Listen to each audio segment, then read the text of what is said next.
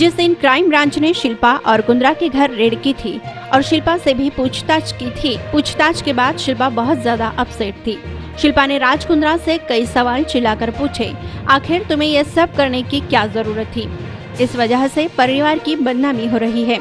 Industry में उनका endorsement टूट रहा है। इससे परिवार को कितना नुकसान है और इस मकाम पर पहुंचकर ऐसे कामों की क्या जरूरत थी? जिसके बाद कुंद्रा ने शिल्पा को कुछ समझाने की कोशिश की थी, लेकिन शिल्पा उस वक्त काफी गुस्से में थी। आखिर में क्राइम ब्रांच की टीम ने ही बीच बचाव किया।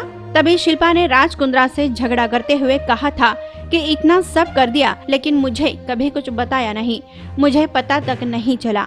इसके बाद शिल्पा ने रोते रोते पुलिस को अपना स्टेटमेंट दिया। क्राइम ब्रांच के मुताबिक पोर्नोग्राफी मामले में जब फरवरी में मामला दर्ज हुआ था, तब भी शिल्पा और राज कुंद्रा के बीच खूब झगड़ा हुआ था। इस मामले में शिल्पा की इमेज को धक्का लगा है, ऐसा उनका कहना था। दूसरी तरफ मुंबई क्राइम ब्रांच के प्रॉपर्टी सेल ने जब पोर्नोग्राफी मामले में करीब 9 लोगों को गिरफ्तार किया था, उस गिरफ्तारी के बाद ही यानी मार्च महीने में राज कुंद्रा ने अपना फोन ही बदल दिया था ताकि कोई भी डाटा रिकवर न हो सके। क्राइम ब्रांच के अधिकारी ने कुंद्रा से पुराने फोन के बारे में पूछने लगे कि वो फोन अब कहाँ है।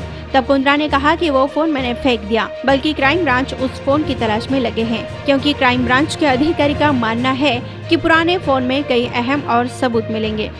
क्राइम ब्रांच की जांच में ये बात भी सामने आई है कि कुंद्रा के दफ्तर में मौजूद सर्वर और मेल से रियान थोर्प ने ही डाटा डिलीट किया था। यह डाटा कुंद्रा के कहने पर ही डिलीट किया गया था। जांच में यह बात भी सामने आई है कि राज कुंद्रा का प्लान भी पूरी तरह से तैयार था। राज कुंद्रा और शिल्पा का मनी ट्रेल समझने के लिए मुंबई क्राइम ब्रांच ने फाइनेंशियल ऑडिटर को अपॉइंट किया। जांच में क्राइम ब्रांच को शिल्पा शेट्टी और राज कुंद्रा के जॉइंट अकाउंट से करोड़ों रुपए का ट्रांजैक्शन मिला। क्राइम ब्रांच को शक है कि हॉट शॉट्स और बॉलीफेम ऐप से होने वाली कमाई इसी अकाउंट में आती थी। बिटकॉइन में भी पोर्नोग्राफी के पैसे लगाए गए क्या, उसकी भी जांच करने में क्राइम ब्रांच जुटी है। Yes, the hearing is tomorrow. What are the grounds for the same? Basically, he's not required to be kept behind bars anymore. The probe is over and the matter will now be decided by the court for regular bail. जेसी हुआ है, PC reject किया है, police की मांग police custody के लिए reject किया गया है, जेसी दिया गया है। कल केल की सुनवाई रखी है, कल मालूम पड़ेगा क्या होगा। चलो, थैंक यू, गुड डे।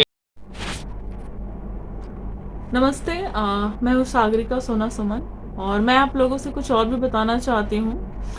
इनका जो प्लानिंग चल रहा था राज कुंद्रा की कंपनी का, इनका जो प्लान पे वर्कआउट ये लोग कर रहे थे, वो उनका सपना अधूरा रह गया। बट वो ये था कि ये लोग बिग बॉस के जो प्रतिभागी होते हैं उनको ये लोग टारगेट कर रहे थे।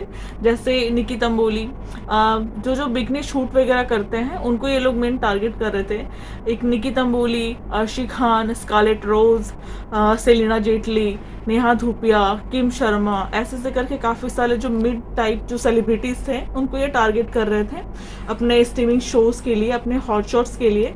बट जब जैसे ही आप जानते हैं कि फरवरी में उमेश कामत गिरफ्तार हो गए थे, तो उनके गिरफ्तार होने के बाद इनका जो वर्कआउट चल रहा था इस प्रोजेक्ट पे वो अधूरा रह गया और ये लोग फिर उस पर काम नहीं कर पाए, वर्कआउट नहीं कर पाए।